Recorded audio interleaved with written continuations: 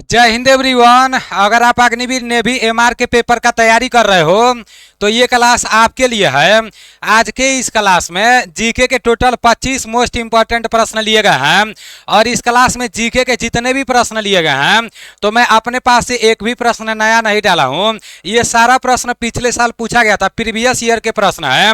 तो आप लोगों को पूरे प्रश्नों को देखना है और लास्ट में ईमानदारी पूर्वक से कमेंट करके बताना है कि इन 25 प्रश्नों में से आपका कितना प्रश्न सही हो रहा है। हमें लगता है जितने साथी रेगुलर क्लास करते हैं या जितने लोग एनडीसी क्लास एप्लीकेशन से ई बुक लिए हुए हैं नेवी एमआर के लिए और वो लोग अच्छे से पढ़े हैं तो ये पूरा का पूरा 25 प्रश्न सही कर देंगे। मेरे भाई मैं अपने पास एक भी नया प्रश्न नहीं डाला हूं। ये सारा प्रश्न जैसे आपका पूछा गया था प्रीवियस ईयर का प्रश्न है, ठीक है ना। तो आप लोगों को पूरा देखना है सभी प्रश्नों को और लास्ट में अपना स्कोर भी बताना है कि 25 प्रश्न में से आपका कितना सही हो रहा है। आपके सामने पहला प्रश्न है, इसका राइट आंसर बताओ। कल मैं साइंस का जैसे प्रश्न लाया था, 50 प्रश्न लाया था, तो उसमें काफी सारे लोग बोल रहे थे बहुत हार्ड प्रश्न था, बहुत हार्ड प्रश्न था। मेरे भाई देखो, साइंस में जितना आपका पीडीएफ में दिया गया था तो उसके अलावा मैं दूसरा प्रश्न लाया था, इसलिए आप लोगों को बहुत हार्ड लग रहा था। वो भी साइंस का ही प्रश्न था, उतना टॉप तो नहीं पूछा जाएगा। जिस हिसाब से पीडीएफ में दिया गया ना तो ऐसे ही पूछा जाएगा, लेकिन आप लोगों को थोड़ा सा अप लेवल का भी पढ़ना है। अगर थोड़ा सा अप लेवल का पूछ देगा तो दिक्कत हो जाएगा। और जिस तरह से मैं साइंस का क्लास लाया था उसी तरह से मैं कल साइंस में ही जो आपका न्यूटन है ना, जो आपका गति का नियम है, तो उससे रिलेटेड जितने भी प्रश्न बनेंगे वो मैं कल लेकर आने वाला हूं। 8 बजे आप लोग तैयार रहना। उस चैप्टर से ना 2 नंबर आपका फिक्स हो जाएगा, 100% 2 नंबर फिक्स हो जाएगा। अभी मैं उसको पूरा अच्छे से लिख रहा हूं, जब कंप्लीट लिख लूंगा उसका पीडीएफ बना लूंगा, फिर कल आप लोग का वो क्लास चलेगा। तो कल वाला क्लास जरूर करना आप लोग, क्योंकि साइंस का क्लास रहेगा और जो आपका न्यूटन का नियम, जो गति का आपका नियम है ना, उसके बारे में पूरा विस्तार से बताने वाला हूं। चलो इसका राइट आंसर बताओ, किसको नहीं पता होगा। प्रीवियस ईयर का प्रश्न है, चीन का मुद्रा क्या है। मेरे भाई जल्दी से बताओ इसका राइट आंसर। नेवी एमआर और एसएसआर दोनों के पेपर में जो पूछे गए थे, दोनों का प्रश्न है आपका, चीन का मुद्रा क्या है। तो जितने भी साथी युवान बता रहे हैं बिल्कुल भी राइट बता रहे हैं। अगर चीन का राजधानी पूछ देगा तो क्या हो जाएगा, अगर चीन का राजधानी पूछ देगा तो बीजिंग हो जाएगा, ठीक है ना। ध्यान से आप सभी साथी सभी प्रश्नों को देखना। चीन का राजधानी पूछ देगा तो कहां पर हो जाएगा, चीन का राजधानी बीजिंग हो जाएगा और चीन का मुद्रा आपका क्या हो जाएगा, युआन हो जाएगा। याद रखना आप सभी साथी। और ये जो रुपया है ना, ये भारत का मुद्रा है और भारत के साथ साथ अगर नेपाल का मुद्रा पूछ देगा तो क्या हो जाएगा मेरे भाई, नेपाल का अगर मुद्रा पूछ देगा तभी भी रुपया हो जाएगा।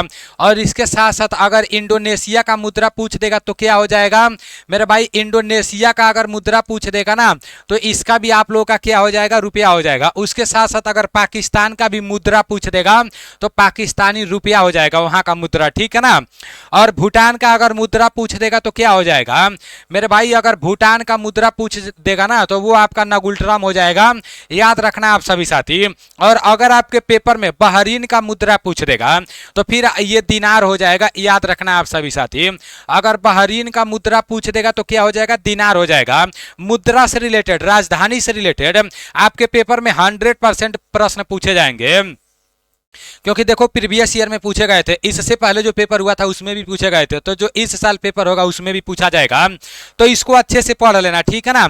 और जितने लोग जैसे हमसे ई बुक लिए हैं तो उसमें तो मैं सब जितना भी इंपॉर्टेंट देश है उसका मुद्रा डाल दिया हूँ, उसका राजधानी डाल दिया हूँ, बहुत अच्छे से मैं उसमें दे दिया हूँ, ठीक है ना। अगर आप अभी तक एनडीसी क्लास एप्लीकेशन से नेवी एमआर के लिए ई बुक नहीं लिए हो तो अभी भी आपके पास टाइम है, अभी भी आप ले सकते हो। करना क्या है, आपको प्ले स्टोर पर जाना है, वहां पर एनडीसी क्लास लिखकर सर्च मारना है। जैसे ही आप प्ले स्टोर पर एनडीसी क्लास लिखकर सर्च मारोगे वहां पर एप्लीकेशन आ जाएगा। एप्लीकेशन को डाउनलोड करना है, डाउनलोड करके आईडी पासवर्ड बना लेना है, फिर पेड कोर्स में जाना है और पेड कोर्स में जाके आपको वहां सिर्फ 79 रुपए में नेवी एमआर के लिए एक ई बुक मिलेगा। उस ई बुक को आप लोगों को परचेज कर लेना है। जब ई बुक को परचेज कर लोगे तो इसको डाउनलोड कर लेना है, फिर इसका प्रिंट आउट निकलवा लेना है और अच्छे से नोट बनाकर और पूरा अच्छे से पढ़ लेना है, क्योंकि सारा चैप्टर का प्रश्न मैं दे दिया हूं, बहुत विस्तार से दिया गया है। भारत छोड़ो आंदोलन की मांग किस अधिवेशन में हुई, जल्दी से बताओ आप सभी साथी। प्रीवियस ईयर के पेपर में ये प्रश्न पूछे गए थे, गलती किसी का भी नहीं होना चाहिए। जितने लोग बॉम्बे अधिवेशन बता रहे हो बिल्कुल भी राइट बता रहे हो। भारत छोड़ो आंदोलन की मांग किस अधिवेशन में हुई, तो भारत छोड़ो अधिवेशन की मांग, भारत छोड़ो आंदोलन की मांग, भारत छोड़ो आंदोलन की मांग किस अधिवेशन में हुई, बॉम्बे अधिवेशन में। भारत छोड़ो आंदोलन का शुरुआत कब हुआ, मेरे भाई ये भी आपको पता होना चाहिए। भारत छोड़ो आंदोलन का शुरुआत कब हुआ, तो 8 अगस्त 1942, याद रखना आप सभी साथी, ठीक है ना। 8 अगस्त 1942 में भारत छोड़ो आंदोलन का शुरुआत हुआ, याद रखना। भारत छोड़ो आंदोलन की मांग किस अधिवेशन में हुई, ऐसा पूछा गया था, तो ये बॉम्बे अधिवेशन में हुआ। चलो नेक्स्ट प्रश्न है, इसका राइट आंसर बताओ जल्दी से। WTO का मुख्यालय कहाँ है, जितने लोग PDF लिए हो आप लोग देखना, जितना भी आपका अंतर्राष्ट्रीय संगठन है, WTO, WHO, नाटो, सार्क, ये सब का मुख्यालय बहुत अच्छे से मैं आप लोगों को बताया हूँ। आप जैसे जो आपका जैसे PDF है उसमें मैं दिया हूँ, ठीक है ना, और YouTube पर भी मैं करा दूंगा, समय आने दो।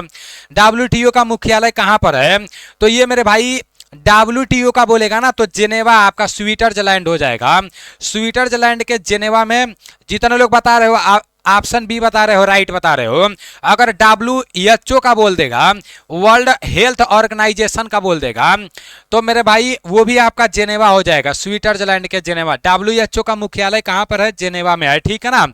और देखो यहाँ पर अगर नाटो का पूछ देगा तो वो ब्रुसेल्स में हो जाएगा, जो आपका बेल्जियम में है। नाटो का भी बार बार पूछा जाता है। नाटो का स्थापना 1949 में हुआ था, ठीक है ना। और नाटो का मुख्यालय कहाँ पर है, मेरे भाई नाटो का, ये आपका अंतर्राष्ट्रीय संगठन है। ये क्या है, नाटो, ये एक अंतर्राष्ट्रीय संगठन है, ठीक है ना। और ये भी आपका WHO भी अंतर्राष्ट्रीय संगठन है, तो इसका मुख्यालय पता होना चाहिए। नाटो का मुख्यालय ब्रुसेल्स में है, बेल्जियम में जो है, ठीक है ना। और आपका UNO बार बार पूछा जाता है मेरे भाई, यूनाइटेड नेशन ऑर्गेनाइजेशन जो आपका है, तो इसका आपका हेडक्वार्टर कहाँ पर है, न्यूयॉर्क में है।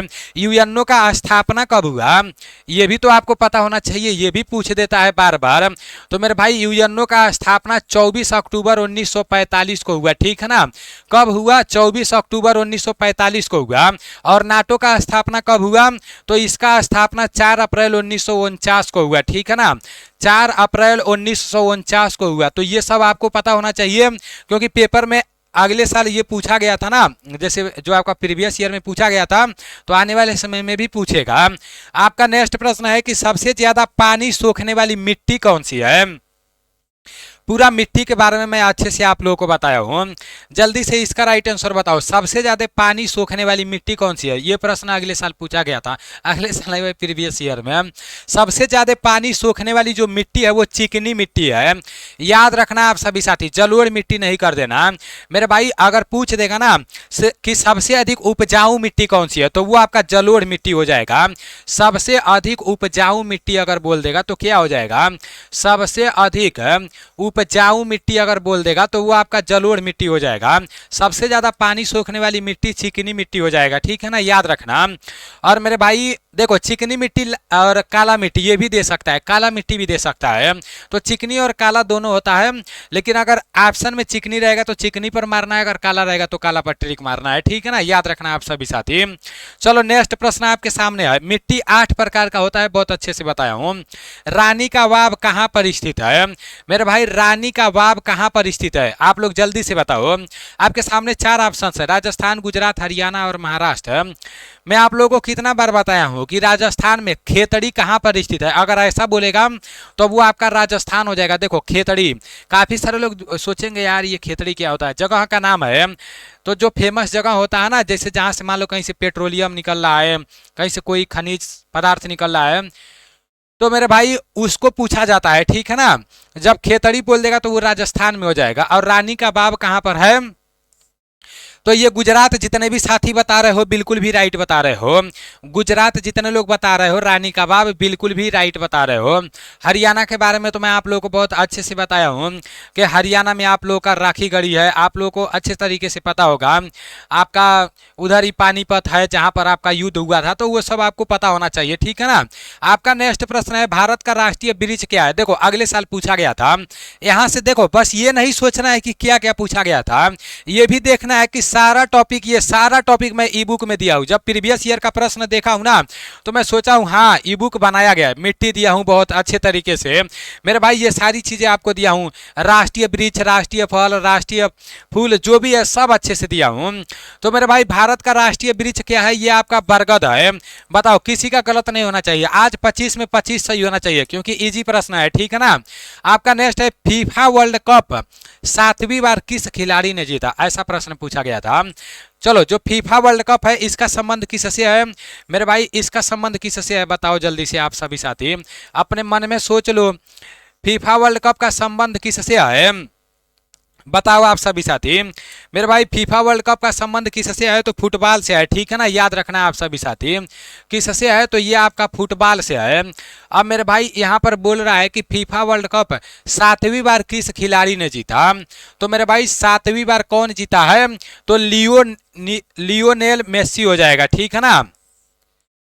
लियोनेल मेसी हो जाएगा, 7वीं बार जीता है। ये आपका ऑप्शन डी हो जाएगा। जितने भी साथी ऑप्शन डी बता रहे हो राइट बता रहे हो। ये आपका रोनाल्डो नहीं होगा, ठीक है ना, ये आपका लियोनेल मेसी होगा। रोनाल्डो बहुत ही खतरनाक प्लेयर है, ठीक है ना। आपका नेक्स्ट है कि अमेजन नदी कौन से महाद्वीप में है। अब अमेजन नदी के बारे में बार बार पूछा जाता है, हो सकता है इस बार भी पूछा जाएगा, तो जो अमेजन नदी है इसके बारे में पता होना चाहिए मेरे भाई। अगर बोल देगा दुनिया का सबसे बड़ा नदी कौन सा है तो क्या करोगे, नेवी का तैयारी कर रहे हो, नदी के बारे में तो पता ही होना चाहिए। दुनिया का सबसे बड़ा नदी कौन सा है जल्दी से बताओ आप सभी साथी। दुनिया का सबसे बड़ा नदी कौन सा है मेरे भाई, आप लोगों को पता होना चाहिए। दुनिया का सबसे बड़ा नदी और दुनिया का सबसे लंबा नदी, इसमें कंफ्यूजन हो सकता है, ठीक है ना। दुनिया का सबसे बड़ा नदी और दुनिया का सबसे लंबा नदी, तो दोनों आपको पता होना चाहिए। दुनिया का सबसे लंबा नदी ये कौन सा है ये भी आपको पता होना चाहिए, ठीक है ना।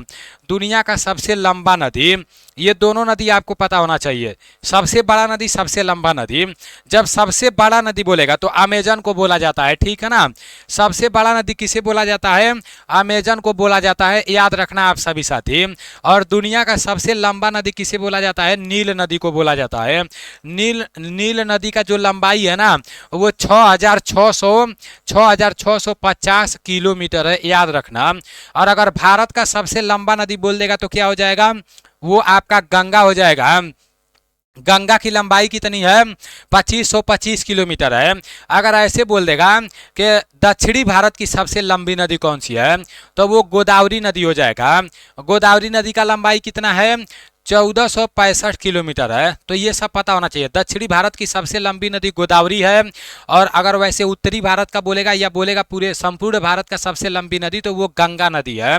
और पूरे विश्व का सबसे लंबी नदी बोलेगा तो नील नदी हो जाएगा। पूरे विश्व का सबसे बड़ा नदी बोलेगा तो अमेजन नदी हो जाएगा। ये जो अमेजन नदी है सबसे बड़ा नदी तो किस महाद्वीप में है तो ये दक्षिणी अमेरिका महाद्वीप में है। जितने भी साथी ऑप्शन सी बता रहे हो बिल्कुल भी राइट बता रहे हो, इसमें कोई भी शक वाली बात नहीं है। ये एंडीज पर्वत से निकलती है, ठीक है ना। चलो आपका नेक्स्ट प्रश्न है कि वाराणसी किस नदी के किनारे स्थित है। मेरे भाई यहाँ पर वाराणसी पूछा गया था अगले साल, तो दिल्ली भी पूछ सकता है क्योंकि मेरे भाई अपने भारत का राजधानी दिल्ली है, तो दिल्ली के बारे में आपको पता होना चाहिए, ठीक है ना। दिल्ली किस नदी के किनारे है, यमुना नदी के किनारे है। अब चलो यमुना नदी के किनारे कौन कौन सा शहर है ये आपको कमेंट में बताना है। गुवाहाटी अगर बोलेगा तो वो ब्रह्मपुत्र नदी के किनारे है, ठीक है ना। और गुवाहाटी नदी देखो अभी मैं आप लोगों को होमवर्क दे रहा हूँ, अगले क्लास में मैं आप लोगों के कमेंट को देखूंगा, ठीक है ना। अभी ये तो आपका वाराणसी जो है गंगा नदी के किनारे है, ठीक है। अब आपको कमेंट करके बताना है कि गंगा नदी के किनारे कितना मतलब कौन सा शहर इंपॉर्टेंट है, ठीक, कौन सा शहर बसा हुआ है। अगले क्लास में मैं वो लेकर आऊँगा, ठीक है ना। जब आप कमेंट करोगे तो अगले क्लास में मैं उसको शुरुआत में रिवीजन करा दूंगा, आपके लिए बेस्ट रहेगा। देखते हैं कितने लोगों का मतलब विस्तार से कमेंट आता है, और सबसे पहले जिनका कमेंट आएगा तो उनका कमेंट मैं लूँगा, ठीक है ना। यमुना नदी, और इस बार मैं 100% बोला हूँ, इस बार जब मैं क्लास लेकर आऊँगा ना, चाहे साइंस का भले से क्लास रहेगा, जितने लोग ये बताओगे तो पहले आपके जो भी कमेंट रहेगा उसका स्क्रीनशॉट लेकर पहले ही क्लास में पहले ही प्रश्न पर मैं आपको वो सभी लोगों के सामने दिखा दूंगा, ताकि एक बार और रिवीजन हो जाएगा तो सही रहेगा। गंगा नदी के किनारे कौन सा शहर बसा हुआ है? आपका ब्रह्मपुत्र नदी के किनारे कौन सा शहर बसा हुआ है? ब्रह्मपुत्र नदी के किनारे कौन सा शहर बसा हुआ है? इंपॉर्टेंट है आपके लिए, ठीक है ना। उसके बाद से फिर यमुना नदी के किनारे कौन सा शहर बसा हुआ है, ये भी आपको पता होना चाहिए, यमुना नदी के किनारे, ठीक है ना। और कौन सा नदी आपके लिए सही रहेगा, ये 3 नदी के बारे में अभी आपको बताना है, क्योंकि थोड़ा थोड़ा रहेगा तो आपको याद हो जाएगा। चलो, वाराणसी नदी गंगा नदी के किनारे है, ठीक है ना, वाराणसी गंगा नदी के किनारे है। सीएसए का पूरा नाम क्या है? तो बताओ इसका राइट आंसर, सीएसए का पूरा नाम क्या है? Computer software assistant, community software assistant, common software assistant, community organisation assistant. इसका राइट आंसर हो जाएगा कंप्यूटर सॉफ्टवेयर असिस्टेंट, ठीक है ना। जितने भी साथी ऑप्शन ए बता रहे हो बिल्कुल भी राइट बता रहे हो। Computer software assistant previous year के पेपर में ये प्रश्न पूछा गया था, ठीक है ना। सीएसए का पूरा नाम क्या है? तो कंप्यूटर सॉफ्टवेयर असिस्टेंट है, याद रखना आप सभी साथी। आपका नेक्स्ट प्रश्न है, यहाँ पर बोला जा रहा है कि विस्थापन धारा का मात्रक है। तो मेरे भाई विस्थापन बोल रहा है कि किसका मात्रक है, जल्दी से बताओ आप सभी साथी। तो इसका राइट आंसर आपका हो जाएगा एम्पियर, ठीक है ना। विस्थापन किसका मात्रक है? एम्पियर का, ठीक है ना। बल का मात्रक अगर पूछ देगा तो क्या हो जाएगा? बल का मात्रक, इसी के बारे में हम लोग कल पढ़ने वाले हैं, बल के बारे में। कल हम लोग किसके बारे में पढ़ने वाले हैं? गति के बारे में, ठीक है ना। तो वो आपके लिए बहुत इंपॉर्टेंट रहेगा, एक प्रश्न यहाँ से फिक्स रहेगा, ठीक है ना। आवृत्ति का मात्रक आपका हर्ट्ज है, बार बार आपको बताया जाता है और ये भी पूछा जाता है बार बार। और मेरे भाई ध्वनि तीव्रता का मात्रक क्या है? बताओ आप सभी साथी, ध्वनि तीव्रता का मात्रक क्या है? तो मेरे भाई ये आपका है डेसिबल। ध्वनि तीव्रता का मात्रक क्या है? डेसिबल है, याद रखना आप सभी साथी। आपका नेक्स्ट प्रश्न है कि कैल्शियम में कौन सी विटामिन होती है? देखो, जब आप लोग दौड़ते हो, बोलते हो यार मेरा हड्डी दर्द कर रहा है, ये दर्द कर रहा है, वो दर्द कर रहा है, तो जो भी हड्डी वड्डी दर्द करता है ना, तो वो आपका कैल्शियम के कमी के कारण दर्द करता है, और इसमें विटामिन डी रहता है। आप दौड़ रहे हो तो आपको दूध बहुत पीना चाहिए, दूध से बहुत ऊर्जा मिलती है मेरे भाई, मैं आपको हकीकत बता रहा हूँ। कुछ भी खा लो, सब एक साइड और दूध एक साइड। अगर दूध पियोगे ना, आपका जो हड्डी है बहुत मजबूत होगा। और अगर आप दूध पी रहे हो, एक्सरसाइज कर रहे हो, तो आपका शरीर का जो बनावट होगा ना बहुत सॉलिड होगा, मतलब देखने से लगेगा कि हाँ बंदे के अंदर कुछ है। आपके चेहरा पर चमक रहेगा, बहुत ही शानदार रहेगा, भले से पतले दुबले रहोगे मस्त रहेगा। तो दूध को मतलब अच्छे से आपको पीना है। यहाँ पर है कि नाइट्रोजन का प्रतीक है, ये प्रश्न पूछा गया था। तो मेरे भाई ये आपका क्या हो जाएगा? ये आपका हो जाएगा एन, हो जाएगा नाइट्रोजन का, के आपका पोटेशियम का है, एम जी आपका मैग्नीशियम का है। तो ये प्रश्न पूछा गया था, तो आज 25 में 25 सही होना चाहिए। रजिया सुल्तान किसकी बेटी थी? तो मेरे भाई रजिया सुल्तान किसकी बेटी थी, ये प्रश्न पूछा गया था। ये आपका इल्तुतमिश की बेटी थी रजिया सुल्तान, याद रखना आप सभी साथी। रजिया सुल्तान किसकी बेटी थी? इल्तुतमिश की। नेक्स्ट है इतिहास के जनक, चलो बताओ इतिहास के जनक कौन है? भूगोल का जनक कौन है? इतिहास के जनक कौन है? सब आपको पता होना चाहिए, बताओ जल्दी से, देखते हैं कितने साथी बताते हो। मेरे भाई अगर भूगोल का बोल देगा ना तो इरेटोस्थनीज हो जाएगा भूगोल का जनक। भूगोल का जनक कौन हो जाएंगे मेरे भाई? अगर भूगोल का जनक बोल देगा ना तो इरेटोस्थनीज हो जाएगा, याद रखना। भूगोल का भी अगले साल जब इतिहास का पूछा था तो हो सकता है इस साल भूगोल का पूछ दे, नहीं तो जीव विज्ञान का पूछ दे, कुछ भी तो पूछ सकता है। अगर जीव विज्ञान का पूछेगा तो अरस्तु हो जाएगा, याद रखना आप सभी साथी। जीव विज्ञान के जनक कौन है? तो जीव विज्ञान के जनक अरस्तु हैं, और हेरोडोटस इतिहास के जनक है, ठीक है ना। हेरोडोटस किसके जनक है? इतिहास के जनक हैं। और भूगोल के जनक इरेटोस्थनीज हैं, और जीव विज्ञान के जनक अरस्तु हैं, याद रखना। कुछ भी पूछा जा सकता है जब ऐसे प्रश्न पूछा गया है। तो हल्दी घाटी का युद्ध किसके बीच में हुआ? चलो मैं यहाँ पर एक और होमवर्क दे रहा हूँ, दोनों आप लोग को एक ही साथ कमेंट करना है, ठीक है ना। जो अगला वाला दिया था वो भी, और ये वाला भी, जो पिछला दिया था वो भी, और ये वाला भी आपको कमेंट करना है, ठीक है ना। आपको ये बताना है बक्सर का युद्ध किसके साथ हुआ, ये आपको बताना है, ठीक है ना। बक्सर का युद्ध किसके साथ हुआ, ठीक। उसके बाद से फिर आपको क्या बताना है, पानीपत का तीनों युद्ध बताना है। अभी मैं यहाँ पर नहीं बताऊंगा, आपको खुद बताना है। पानीपत का तीनों युद्ध बताना है, ठीक है ना। पानीपत का तीनों युद्ध के बारे में आपको बताना है, ठीक है ना। उसके बाद से फिर आपको क्या बताना है, उसके बाद से फिर आपको ये बताना है कि पलासी का युद्ध कब हुआ था, क्योंकि ये पुराना युद्ध है तो इससे भी बार बार पूछा जाता है। पलासी का युद्ध किसके किसके साथ हुआ, कब हुआ, पलासी का युद्ध आपको बताना है, ठीक है ना। उसके बाद से आपको तराइन का युद्ध भी बताना है। किसका युद्ध बताना है, तराइन का युद्ध भी बताना है, क्योंकि ये सब बार बार पूछा जाता है। तराइन का युद्ध भी बताना है। तो इतना युद्ध के बारे में आपको कमेंट करना है। बक्सर का युद्ध किसके किसके बीच में हुआ, कब हुआ, पानीपत का तीनों युद्ध किसके बीच में हुआ, कब हुआ, पलासी का युद्ध कब हुआ, किसके बीच में हुआ, तराइन का युद्ध कब हुआ, किसके बीच में हुआ। अगले क्लास में ये लोग आइए आपको देखने को मिलेगा, ठीक है ना। हल्दी घाटी का युद्ध किसके किसके बीच में हुआ, तो मेरे भाई ये किसके किसके बीच में हुआ, महाराणा प्रताप और अकबर के बीच में हुआ था हल्दी घाटी का युद्ध। याद रखना आप सभी साथी, ठीक है ना।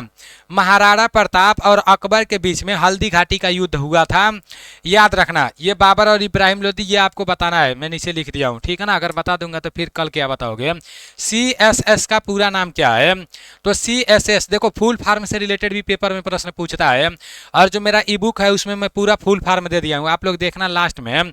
अगर आपको नेवी MR के लिए ई बुक चाहिए, आपको नहीं पता है कुछ, तो आपको प्ले स्टोर से NDC क्लास एप्लीकेशन डाउनलोड करना है, ठीक है ना।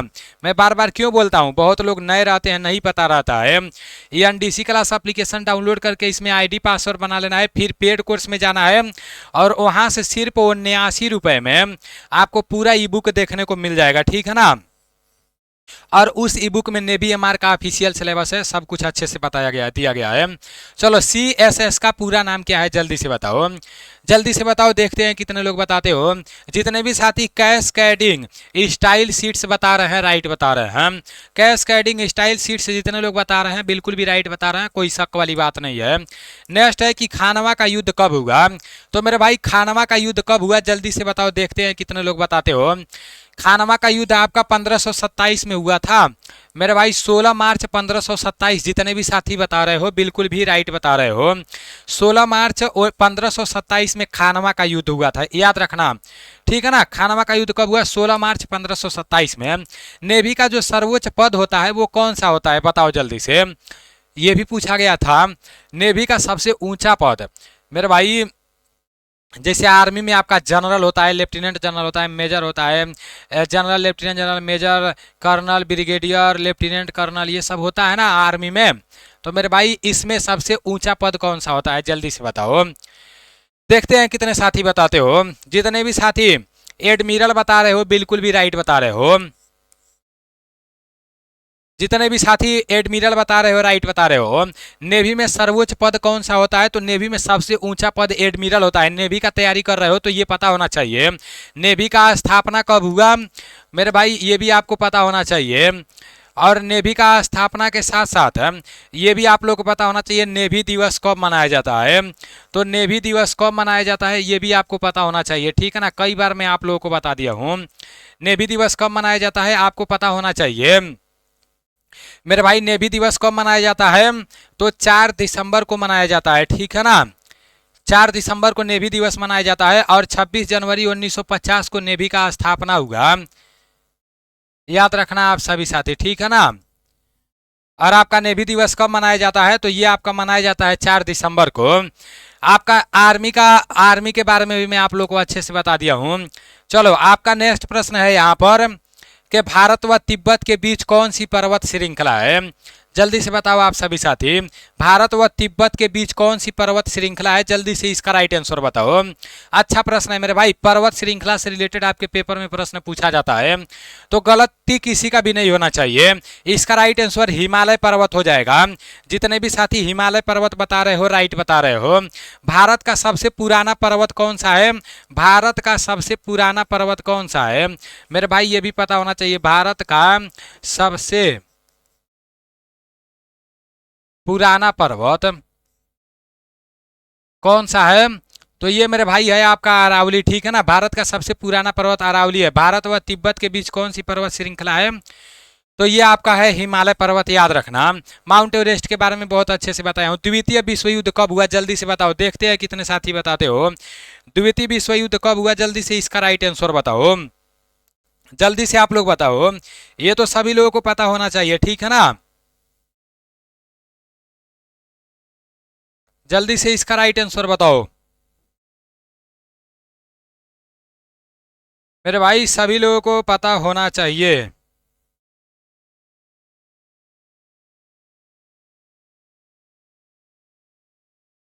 चलो,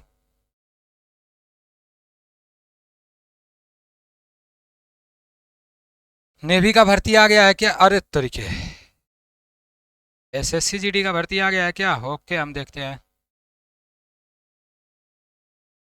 देखेंगे इसको। चलो, इसका राइट आंसर बताओ। द्वितीय विश्व युद्ध 1939 से 45 में देख रहा हूँ, हो सकता है एसएससी जीडी का नया भर्ती का कुछ नोटिस आया है तो उसके ऊपर मैं वीडियो बना दूंगा। द्वितीय विश्व युद्ध कब समाप्त हुआ, तो 1939 से कब समाप्त हुआ ये बोला है, तो 45 में समाप्त हुआ। 1939 से 45 तक मतलब द्वितीय विश्व युद्ध चला। और जो प्रथम विश्व युद्ध था 1914 से 18 तक चला, ठीक है ना। प्रथम विश्व युद्ध कब से कब तक चला, तो मेरे भाई प्रथम विश्व युद्ध 1914 से 18 तक चला। द्वितीय विश्व युद्ध 1939 से 45 तक चला। समाप्त हुआ बोलेगा तो आपका 45 ही रहेगा। कच्छ के रण के पास कौन सा बंदरगाह स्थित है, देखो बंदरगाह से भी प्रश्न पूछा गया था। तो जल्दी से इसका राइट आंसर बताओ, देखते हैं कितने साथी इसका राइट आंसर बता रहे हो। इसका राइट आंसर जल्दी से बताओ आप सभी साथी। ये जो आपका एसएससी जीडी का नोटिस है इसके ऊपर मैं पूरा विस्तार से वीडियो बनाऊंगा, ठीक है ना। चलो, इसका राइट आंसर बताओ। कच्छ के रण के पास कांडला बंदरगाह है। कांडला बंदरगाह को और किस बंदरगाह के नाम से जाना जाता है, तो दीनदयाल बंदरगाह के नाम से जाना जाता है। याद रखना, ये भी पेपर में पूछ देता है कि दीनदयाल बंदरगाह के नाम से किसे जाना जाता है, तो मेरे भाई दीनदयाल बंदरगाह के नाम से कांडला बंदरगाह को जाना जाता है। याद रखना, पूछ देगा भारत का सबसे बड़ा बंदरगाह कौन सा है, तो सबसे बड़ा बंदरगाह कौन सा है, जल्दी से बताओ इसका राइट आंसर। मेरे भाई अगर सबसे बड़ा बंदरगाह बोलेगा तो वो क्या हो जाएगा, सबसे बड़ा बंदरगाह बोलेगा तो मुंबई बंदरगाह हो जाएगा। और जो कोच्चि बंदरगाह है ये कहां पर है, तो ये तमिलनाडु में है, ठीक है ना। अच्छा हाँ, तमिलनाडु में है। कोच्चि बंदरगाह कहां पर है, एक मिनट, कोच्चि बंदरगाह आपका कहां पर है, तूतीकोरिन बंदरगाह तमिलनाडु में है। और आपका कोच्चि बंदरगाह भी तमिलनाडु में है, ठीक है ना। कोच्चि बंदरगाह तमिलनाडु में है। उसके बाद से मंगलुरु आपका कर्नाटक में है। मंगलुरु बंदरगाह कहाँ पर है, कर्नाटक में है। याद रखना आप सभी साथी, ठीक है ना। कर्नाटक में आपका मंगलुरु बंदरगाह है। नाहवा सेवा बंदरगाह आपका मुंबई में है। मरमू गांव बंदरगाह कहाँ पर है, तो वो गोवा में है। याद रखना, स्वर्ण मंदिर किस राज्य में स्थित है, तो जो स्वर्ण मंदिर है ना वो किस राज्य में स्थित है, जल्दी से बताओ मेरे भाई। अच्छा प्रश्न है, इसका राइट आंसर क्या होगा, जल्दी से बताओ स्वर्ण मंदिर कहाँ पर है। जितने भी साथी पंजाब बता रहे हो, ऑप्शन ए बता रहे हो, बिल्कुल भी राइट बता रहे हो, पंजाब इज राइट आंसर। राष्ट्रीय ध्वज तिरंगे का चौड़ाई और लंबाई का अनुपात पूछ रहा है। देखो लंबाई और चौड़ाई का अनुपात नहीं, चौड़ाई और लंबाई, यहाँ पर घुमा दिया है तो यहाँ भी घुमा दो। अगर लंबाई और चौड़ाई पूछता तो क्या हो जाता मेरे भाई, अगर लंबाई और चौड़ाई पूछता तो फिर क्या हो जाता, जब लंबाई और चौड़ाई पूछता तो 3:2 हो जाता। क्या हो जाता, 3:2। यहाँ चौड़ाई और लंबाई पूछा है तो 2:3 हो जाएगा। जितने भी साथी 2:3 बता रहे हो बिल्कुल भी राइट बता रहे हो। आपका नेक्स्ट प्रश्न है और आज का लास्ट प्रश्न है, भारत के प्रथम विद्युत चलित ट्रेन कब चली, जल्दी से बताओ। प्रथम विद्युत चलित ट्रेन कब चली, जल्दी से इसका राइट आंसर बताओ। आज शाम को आर्मी का पूरा फुल प्रैक्टिस सेट आएगा तो तैयार रहना आप लोग। बताओ इसका राइट आंसर क्या हो जाएगा। भारत का प्रथम विद्युत चलित ट्रेन कब चली, जल्दी से बताओ। तो 3 फरवरी 1925, जितने लोग बता रहे हो राइट बता रहे हो। 3 फरवरी 1925 इसका राइट आंसर हो जाएगा। अभी आप लोगों का पूरा 25 प्रश्न समाप्त हो गया है। इन 25 प्रश्नों में से आपका कितना प्रश्न सही हुआ है, ईमानदारी पूर्वक से कमेंट करके बताना। फिर मिलते हैं अगले क्लास में। जय हिंद। सारा का सारा प्रीवियस ईयर का प्रश्न था, उम्मीद करता हूं कि सब आपका सही हुआ होगा। अब अगले क्लास में मिलेंगे, अच्छे अच्छे प्रश्नों को लेकर आएंगे, कुछ नया प्रश्न जोड़ा जाएगा, ठीक है ना।